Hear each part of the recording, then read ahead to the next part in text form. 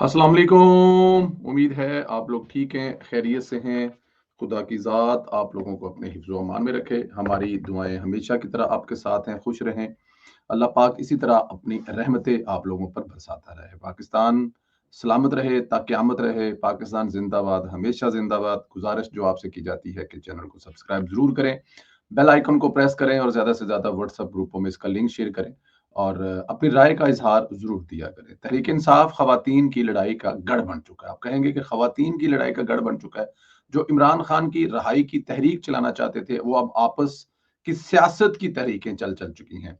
पाकिस्तान तहरीक-ए-इंसाफ में अंदरूनी इख्तिलाफ़ात फिर नुमायाँ होने लगे हैं। कोर कमेटी के रुकन मिशाल यूसुफ़ज़ई ने अलीमा खान के बेटे शेर शाह पर तंज़िया सवालात उठा दिए हैं। विशाल शाह ने शेर शाह की 9 और 10 मई की वीडियो शेयर करते हुए सवाल उठाया कि उन्हें इतना बड़ा रिलीफ कैसे मिल गया। मिशाल यूसुफजई ने पार्टी के अहम रहनुमा पोश हैं, कारकुन जेलों में हैं। हसान न्याजी को इसी वीडियो पर 10 साल की कैद की सजा है, लेकिन कुछ अफराद को छूट क्यों दी गई? मिशाल यूसुफजई अब अलीमा खान के गिरफ्तार को पकड़ रही है और सबको पता है कि मिशाल यूसुफजई किसकी जो है वो लाइन लेती है या वो किसकी, आपको पता है वो किसकी फ्रंट मैन है, आपको पता ही है बुशरा बीबी की वो फ्रंट मैन है और वो इसी के कहने पर ही सब कुछ करती है। पिछले दिनों हमने एक वीडियो देखी थी जिसमें अलीमा खान के बेटे जो हैं वो अडयाला जेल के बाहर थे और वहां पे सवाल किया जा रहा था कि ये अडयाला जेल के बाहर कहां से आ गए, ये तो रोपोश थे या ये तो सामने नहीं आते, तो ये अचानक सामने कैसे आ गए हैं? तो उस पे अब मिशाल यूसुफजई को जो स्कोर है ना सेटल करने का मौका मिल गया, क्योंकि जाहिर है उनकी जो स्पोक पर्सनी है या उनको जो उनका जो नोटिफिकेशन नहीं हो रहा या बहुत सारे मसाइल है, तो कहीं ना कहीं चीजें आपस में जुड़ी होती हैं, है नी मजा मजा या भैना होंदियां ने।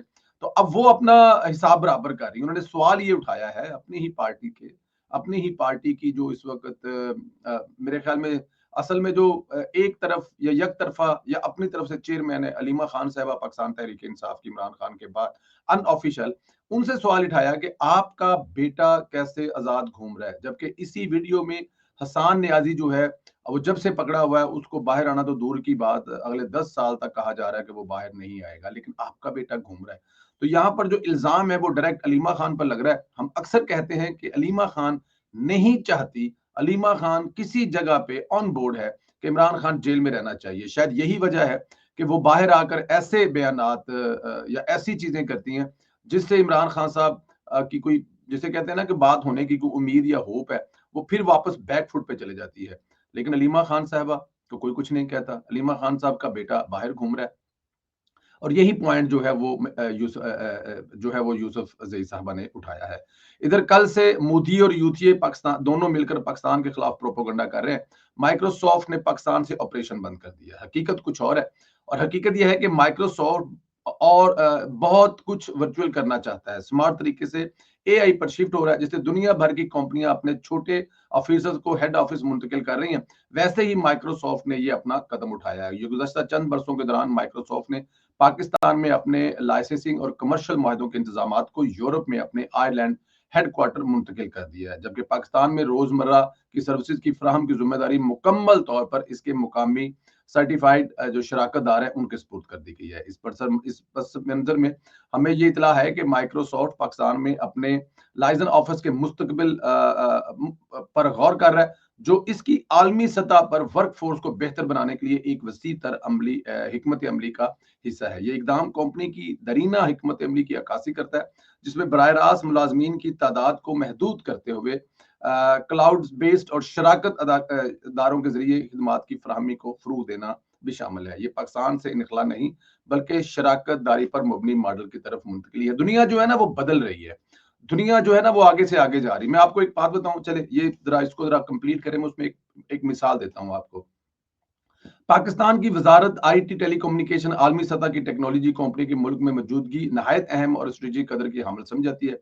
वजारत माइक्रोसॉफ्ट की इलाकाई और आलमी क्यादत से मुसलसल राब्ते में, ताकि इस बात को यकीनी बनाया जा सके कि कोई भी इंतजामी तब्दीली पाकिस्तान सार्फिन, डेवलपर और चैनल पार्टनर के लिए माइक्रोसॉफ्ट के तवील मुद्दी अज़म को कमजोर करने के बजाय मजीद मुस्तहकम करे। देखें, दुनिया हर गुजरते दिन के साथ बदल रही है। अगर यहाँ पर 2-4 कंपनियां जा रही हैं तो 10 कंपनियां आ भी रही हैं। किसी कंपनी का पाकिस्तान से जाना या किसी कंपनी का अपने बिजनेस को अपडेट करना, अब देखें ना, एआई की वजह से मैं खुद ज़ाती तौर पे एआई का जो पेड वर्ज़न है 27 यूरो है। अब उसको अगर देखा जाए तो वो 8, 9, 10 हज़ार रुपए महीने का बनता है। मैं खुद पेड कर रहा हूँ। बहुत सारी चीज़ें आप बिलीव करें कि जो ख़तो-किताबत है अपने अकाउंटेंट के साथ या बहुत सारे टैक्स के मामलात के साथ या बहुत सारे जो हमारे इनवॉइसेज़ हैं या बहुत सारे जो हमारे सेल्स जिनसे हम लोग चीज़ें परचेज़ करते हैं, उनके साथ पहले आपको ढूँढना पड़ता। अब आप जाते हैं वहाँ पर उनसे एक अपना एक जो वर्ज़न है किसी दूसरे का उसने आपको कहा है वो आप उस एआई को देते हैं, वो आपको जनाब उसका बेहतरीन जवाब करती है, तैयार देती है। फिर उसके अंदर आप अपनी मर्ज़ी की चेंज पैदा कर लेते हैं, मर्ज़ी की चीज़ें डाल लेते हैं।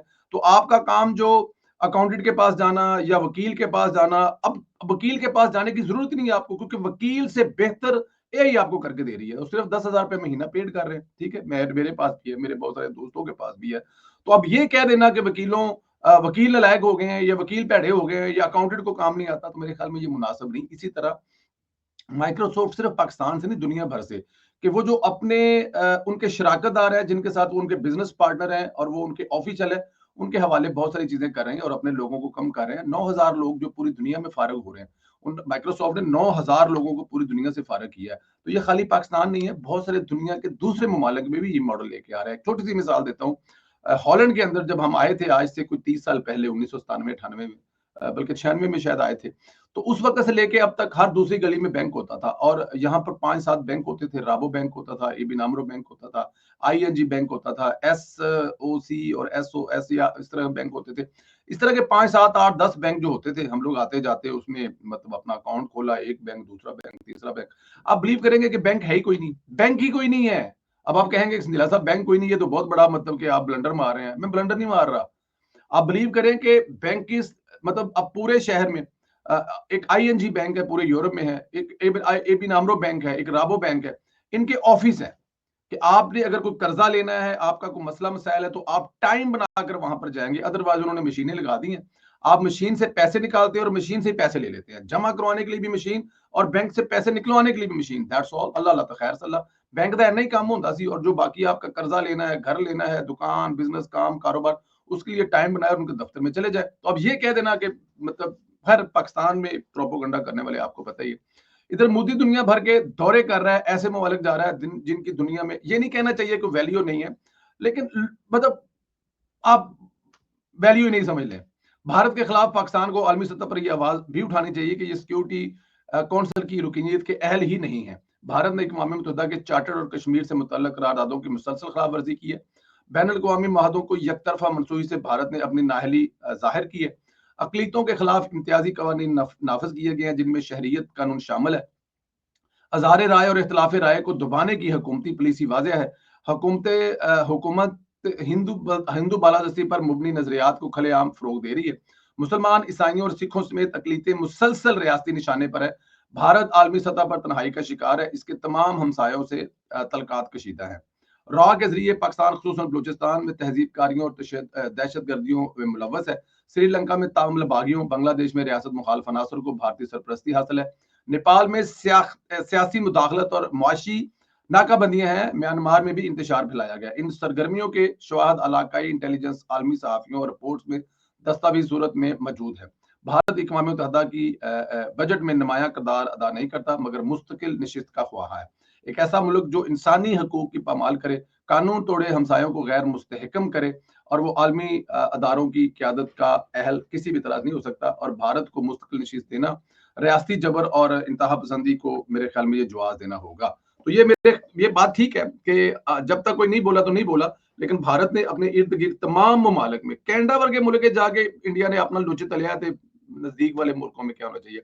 एक चीज और, मियां मोहम्मद नवाज शरीफ साहब की जो मुलाकात वाली जो वो उस दिन कामरान शाहिद साहब ने एक बड़ी सस्ती, भूडी और नकम्मी किस्म की जो एक शुरली छोड़ी थी, वो मेरे ख्याल में अपनी जो है ना वो मौत आप मर गई है। पहली बात, ये जिस नून लीग की बीट करने वाले सहाफी ने ये खबर दी थी, बल्कि उसकी खबर ऐसी नहीं थी, वही न्यूज पर खबर थी। और हाँ, आपको ये भी बताया कि वही न्यूज जो है उन्होंने ये खबर अपने पेज से हटा भी दी है।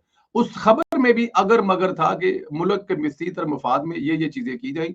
और उसमें अगर नवाज शरीफ वो जो है अपना इमरान खान साहब से मिले तो ये एक जिसे कहते हैं इत्तेफाक और चीजों को आगे लेकर और नफरत की सियासत खत्म करके अगर उस अगर को लेके कामरान शाहिद साहब जो है उन्होंने जनाब अपना जो जिस तरह की खबर बनाकर दे दी कि उनको उड़ती उड़ती जो खबर आई है, अब वो सारी चीजें फौत होगी। हमने पहले दिन ही उसी दिन उसी वक्त मैंने जो ट्वीट की थी वो जाके देख लें कि ये मियाँ साहब तो सोते नहीं, मियाँ साहब तो अपने लोगों को भी तरसा तरसा के मिल रहे हैं, तो इमरान खान को क्यों मिलेंगे? जब मिलना है तो फिर आपने जफ्फियां पा पा के मिलेंगे। लेकिन जब वो मिलते हैं, अपने लोग जो मियाँ साहब से प्यार करते हैं, वो कल आपने वीडियो देखी है, वो मरी से आते हुए रास्ते में रुक गए और लोग जो है दीवाना वार मियाँ या मैं खुदा की कसम कसम खा के कह रहा हूँ कि इतना खूबसूरत, इतना प्यारा इंसान कि अगर उनके पास कोई बैठा है 5 मिनट का टाइम है ना, तो वो ये नहीं कहेंगे कि उठ के चले जाओ।